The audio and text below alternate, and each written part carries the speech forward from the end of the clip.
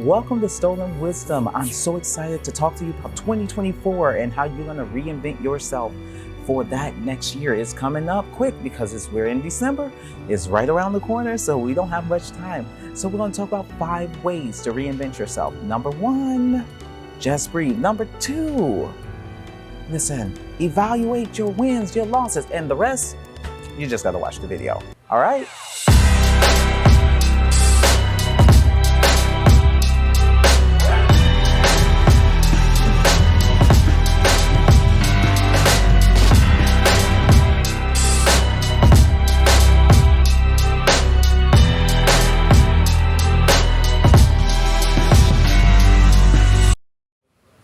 Welcome to Soul and Wisdom Podcast, where we're going to talk about reinventing yourself for the year 2024. What does that look like? And 5 strategic ways you can do that. So, first thing let's look at. How do we reinvent anything if we don't know what the word means? What does reinvent mean? It means to change something so much that it appears to be entirely new. That means I'm expecting you to look at your life and make strategic, very important changes and adjustments that really speaks 100% to what you expect to move into 2024 with and what you expect to get rid of in 2023. It's all, in essence, a transition. You're making a transition of your life, the good, the bad, the indifferent. If you've made more money than you've ever made before in this year, maybe that's some type of skill tactic thing you've learned you want to maintain, or maybe you didn't make as much. You actually felt like you didn't move to your best potential, so you want to go ahead and make an adjustment because of that. That's perfectly fine. We're looking at those things, but the first thing you need to figure out is, number 1, who am I? Who am I as a person? Who am I to my situation, to my family, but most importantly, who am I to me? A lot of times we get into the process of working and working and working and working for other people that we never really look into who we are, what we bring to the table. One of the most important questions I think has ever been asked is, tell me, if you had $2 million today, but you could not wake up tomorrow, how important is that $2 million? Which basically says to us that inherently you bring value to the table just by being who you are, just by existing. So right now I'm asking each and every one of you to evaluate your life, evaluate who you are, what value you bring to the table, and navigate that value, because that value actually is inherently good. There's many people that did not make it. We have a lot that's happened in 2023. I mean, major celebrities have left and passed away, and a lot has occurred, but you're still here. That means a lot. That should mean a lot to you. So we must make decisions to say, okay, who am I and who do I desire to be? Those are the 2 questions you have to ask yourself as you navigate this situation. Now, with this particular navigating those 2 questions, I want you to think about a couple things. If you had to choose to change one thing in your life right now, and you had the control to change it, meaning you knew what you needed to do to make that adjustment, what would that be? Like, just put it in your mind. What would that be, and what would you change? Well, that's what we're here to talk about. Looking at our choices, our decisions, and what we have succumbed to through our pain, our suffering, our challenges, navigating the close connections, the relationships we made, or the relationships we've lost, and making the decision. Who was I in each of those scenarios? In the pain, in the joy, in the suffering, in the situations of building those close connections, and did I like myself in that space? The biggest advice I can give you is,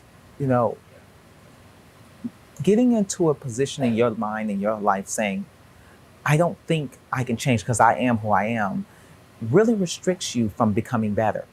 So if you're one of those people that's like, I keep it real, I am who I am, there's no change, this is what I do, people must adjust to me, that's the first major thing that will stifle you in 2024. It will not allow you to become the greater version of yourself.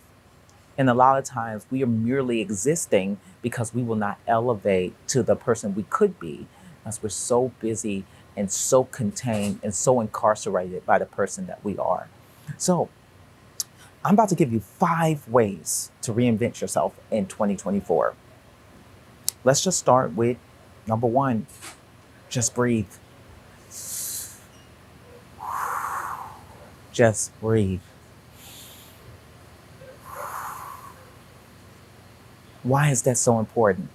Taking a pause in your life and breathing and just coming to a consensus that it's not as, you know, the whole world is not on your shoulders. And if the whole world is on your shoulders, taking a moment to evaluate the things that you have placed on your shoulders and strategically take them off one by one till you get to a place that your life and your circumstance is bearable. I think that the biggest thing we run into is we don't breathe. It's almost like running in that rat race. It's like if you ever seen a rat race, it's like a wheel. A rat goes on a wheel and he runs consistently in circles and circles and circles. And unfortunately, that rat's going nowhere. And a lot of times we're doing so much. Some people are doing so much, but then they're getting nothing done. I think I heard Denzel Washington say that. I had a great Army officer tell me more just means more. More doesn't mean better. So a lot of times we're doing more and more and more and more isn't better. And it's because we have not stopped, breathed, and assessed where we are, what we need to do. And that will is just very unproductive, but it's really difficult because it gives the perception of productivity. It makes you feel like you're moving. And a lot of times, believe it or not, that unproductive will is a will that we're running at the expense of everyone else's expectations. Your family, your friends, the media. Oh my God, the media. Instagram will make you kill yourself trying to change and become what everybody wants you to be. So I recommend you look at that. First thing you do, stop, get off the wheel. Get off the wheel and stand flat footed and evaluate last year. Evaluate 2023, this year right now. And look at 2022 as well. We just left 2020. Oh my gosh, it was the most horrific year of our lives. Everybody was isolated. You didn't have as many friends and family. A lot of relationships revealed themselves in 2020. 2021, we were recovering. 2022, a little bit more. And 2023, now you're finding new paths and new boundaries and new spaces. It's the first year I feel like we've been able to breathe. So now let's take all of that breathing and that evaluation, move on into the next year, understanding what we need to know, which is we're in competition with no one but ourselves. That's why the rat race is really just one rat wheel where that one rat is running in circles. You're competing with yourself, but you don't want to compete unproductively. You want to be productive in your competition. One thing that I do, I think is really powerful, is I evaluate who I am and who I was yesterday. And that is my competition. Can I be a greater version of that version from yesterday? And I want you to go into 2024 trying to be a greater version of your version from yesterday. Understanding that. But the way to do that is a few small keys of wisdom. Understand the sphere of control, the sphere of influence, and the sphere of environment. The sphere of control is everything you have the jurisdiction to maneuver or adjust because it's within your boundaries. And most of the time, it's just ourselves. But in addition to that, there's a sphere of influence. Sometimes we have family members and friends that are doing things and we're trying to encourage them not to do those things. Well, that's your sphere of influence. You can go but so far, even in certain relationships. You can only push a person so far before they are pushed with the responsibility of making their own decisions. And at the end of the day, you have to understand, what do I control? What do I have influence over? And then lastly, the sphere of environment. If it's really, really busy on the interstate and there's a bunch of cars, there's nothing I can do about that. I'm just in that traffic like everybody else. If you have an environmental situation that's happening in your life that you cannot control, then you just have to literally work, I guess go with the waves. Like if you if you're a boat, go with the waves on that ocean. Because at the end of the day, some things are not for you to fix. Some things are for you to just go through and get to the other side. I want you to understand those things. Understand those spheres: sphere of control, sphere of influence, and sphere of environment. While you're breathing, while you're assessing your last situation, your last year, and what you've changed, you make those understandings and then you start to reevaluate. These are how you reevaluate these things. I love the advice that Cat Williams gave when um, he was asked in an interview, "What is the worst advice you've ever been given?" And the answer was to never change. To never change. To never change is a sentence, a prison sentence to never grow. And I respect that answer. Okay. So the first major way to adjust yourself is, we said, just breathe. Well, the second way is to take action. After you evaluate and really take yourself seriously, you have to take some action. What does that really mean? You have to do something. So I asked you in the beginning, what in your life have you had the opportunity to do, but you did not do it? What could you change that you know you can change in your sphere of control, but you have not changed it? Ask yourself those questions and then you take actions. For example, if I want a new job, I probably should start doing a new resume. If I want a new relationship and my current one is shaky, maybe the answer is to have the hard conversations with your partner about what you really feel and where the relationship really is. And make a decision on both of you what you want to do with that relationship. I want you to think about those things because those are the expectations. You're setting these goals, you're setting these expectations with the partner. And then, of course, stop just waiting around, hoping someone's going to fix your problems. I literally remember someone telling me, um, there's no hero here. No one's going to save you. Which a lot of times we are looking for that person to come into our situation and adjust them. Stop waiting on someone to save you, someone to come in, someone to make an adjustment. I know it's hard. The risk paradox is really tough. What is a risk paradox? It's that moment in time where you have to assess all things and then make a jump, even when it doesn't make sense. Sometimes the risk is the risk to make a change, the risk to not care what no one thinks about you, the risk to adjust. So, yes, you you aren't happy, you don't know what to do. I'm going to tell you the first answer is to change your circumstance, is to change the situation, the environment, is to make something happen, even if it's small. And you know what? The biggest thing is take action, seek help. You can even talk to someone, talk to a friend, talk to a family, talk to a professor, talk to anybody you can talk to, but you want to seek help. And this last one's kind of funny, but I think you should do it. Find yourself I call it an A-man corner. Find yourself an A-man corner. What is an A-man corner? Well, that's a group of friends that's going to encourage you along the way. Hopefully, that Amen Corner is a group of friends that kind of know you and want to give you the best encouragement to move forward to the best of your ability without stifling your dreams, but still being honest with you about where you would need to improve to be successful in whatever you're doing. But find yourself in Amen Corner. But above all, to be your best self, be willing to change, and then take action. You need to be conscious of your support, your friends, your friend groups, and everyone you can, and make the necessary change. The the other way, or I would say the third way, which is I think is extremely important, is you need to ask four strategic questions. I'm not going to go too deep in these questions, but I do think they should be asked. What are your gifts? What are your passions? Okay? These questions were asked to me. I thought they were very astounding. And guess what? In the questions being asked, I had never asked myself these questions, even when I got a little bit older. Third question: What does the world need now? And fourth question, how can you use all the last three answers to build a life for yourself?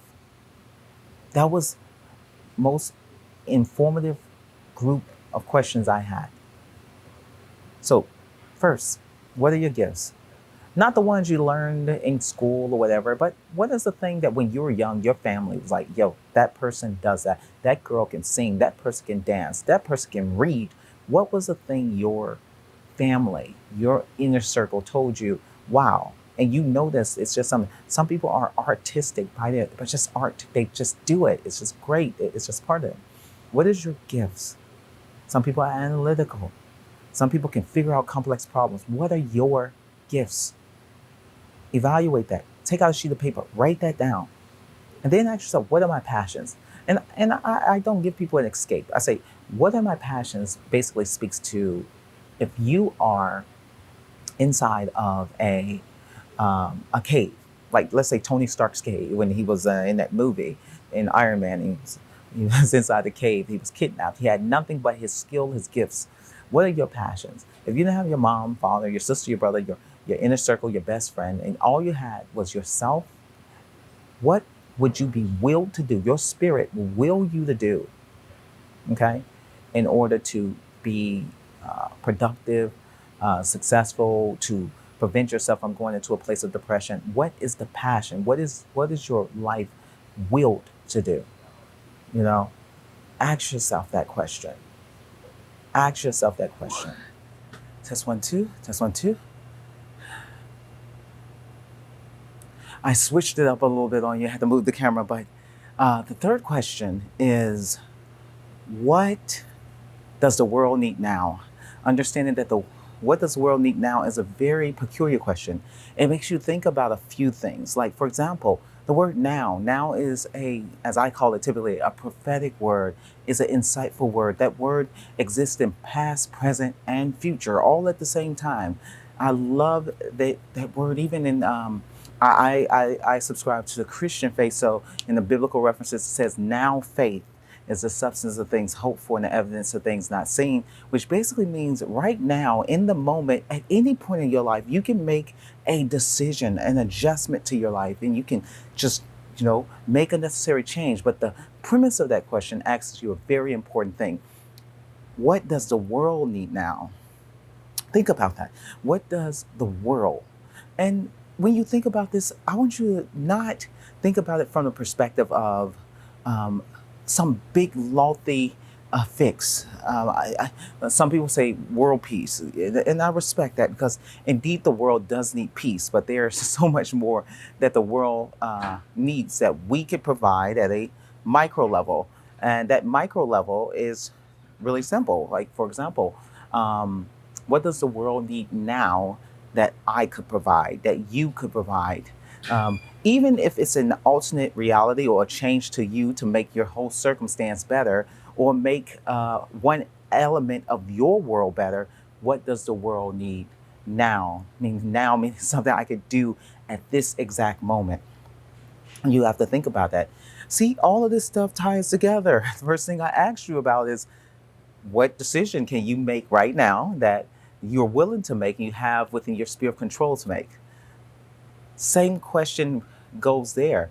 So, say I am a talented artist, and that's my gift, and that's the thing that I can do, and I've been able to do that from the beginning of time. And if I was passionate, and I said I was in that cave, and my passion was art, and I love art, and I would be compelled to draw, even at the lowest point of my life, then my answer probably in what the world needs now may be in the space of beauty, but it could be beauty through art, through exposing the atrocities of the world through art or adjusting something. But do you see how those three can interwove and create a path for you?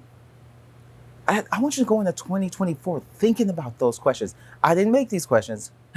I was asked these questions, and it really helped me make a decision. And then the last very important question: how do I take the last three answers and create a life for myself that could provide financial stability, value to my friends, value to my family, and ultimately value to the world? So, That's the technically the fourth thing. So I'm sorry, I probably got a little bit out of order. So I'll make sure there's some graphic that tells you the steps. So the first step we talked about was just breathe. You need to breathe. You need to take a moment, get off that rat wheel of unproductivity and just moving for the sake of moving. All of us trying to run and get somewhere, don't know where we're going. Let's just take a stop, breathe, assess your failures and your losses and the things that you have. So number two was assessing your life, failures and losses. Assessing failures and losses, okay? And asking yourself, what in the world have I accomplished and what have I experienced that did not like the outcome, and deciding what you're going to keep and what you're going to get rid of. Okay. Um, the third thing was take action. Take some type of action. At the end of the day, a lot of us are looking for a hero. And unfortunately, I am sadly here to tell you that there are no heroes here. I know that we're looking for Batman, Superman, and all of the rest, and Justice League, and some of us are just looking for the grand Marvel characters over there with Spider-Man and of course, Thor and the rest. At the end of the day, you're the author of your own story, and you are the hero in your own story. So take action, take some type of tangible, accessible action that's within your sphere of control, and do that. Just do that. I think that's the right answer. And I'm going to give you this fifth one. And the fifth one is the fifth way I think that you can reinvent yourself for 2024. All right. So I'm just going to say it this way. Faith. Faith. I know that everyone's like, oh, I have faith. I'm spiritual. Well, okay, sure. But honestly, let's ask ourselves, what does faith in essence do? It really, to me, it does provide access to an absolute in the world or external from the world that is consistent and true, even when life is uncertain. Very uncertainty in life, it happens all the time. And a lot of times it's things we can't control. The question is, what do I do with those things I can't control? How do I navigate the things I can't control? I, and I'm just going to speak about me. My faith is Christian. I believe in the Lord Jesus Christ, death, burial, resurrection, and so on and so forth of that. And we can talk more about that at some point. The Bible is very specific on to what the Christian faith stand on. But if I was to tell you from my perspective of my faith, I am excited that in my faith, God is consistent and true and loving and has made the ultimate sacrifices for me and for the world. And at the end of the day, when there is such a level of uncertainty in the world, I can always lean on my absolute that I believe is quite certain and stable. And I recommend that your fifth way is going to have to be something in the spirit of faith. Because at the end of the day, when things are just difficult and hard and just doesn't add up, and believe me, in the world, there's always a group of atrocities that just don't add up. Rather, it's someone making some decisions to affect another person or anything. It's just, there's times where things just don't add up. Okay? So, what I'm saying to you is we need to be able to lean on something that is concrete in the stance. And even in the space where some of our faith we don't understand, what we do know is there is a definitive position it takes. And so what I love about my faith is it gives you a definition of yourself. Like, for example, it says, oh, Ivan, you are the head and not the tail. You are the first and not the last. You can be the lender and not the borrower. You have to have peace and passion. You have to adopt these what they call fruits of the spirit, patience and long suffering and understanding, prudence and some would say temperance or self-control. And you're always striving to a more perfect, a more mature self. And at the end of the day, your faith and your absolute in the middle of those very uncommon situations where you just can't put your mind around it, it should be your stability agent. So I recommend you navigate a place of faith, because I think that is technically the fifth way to reinvent yourself. So with that being said, these are the 5 ways that I think it's the best way to reinvent yourself and to move to the next level in 2024. And honestly, that is what I suspect you should do. That is my advice to you. At the end of the day, you know, I am excited to share words of wisdom from this podcast, what I've adopted over time, the others in their lives have adopted. I've navigated this world of being a barista, business owner, military officer, and other things. So whatever I have of value I can give to you, I will. So I ask you personally, subscribe, like this channel, and you will give me more opportunity to answer any questions. I want you to comment and tell us exactly how you feel about what you've heard. What are you going to do in 2024 to reinvent your life? And we are excited to be a part of it in this moment. Well, welcome to Stolen Wisdom, and we'll see you again next time.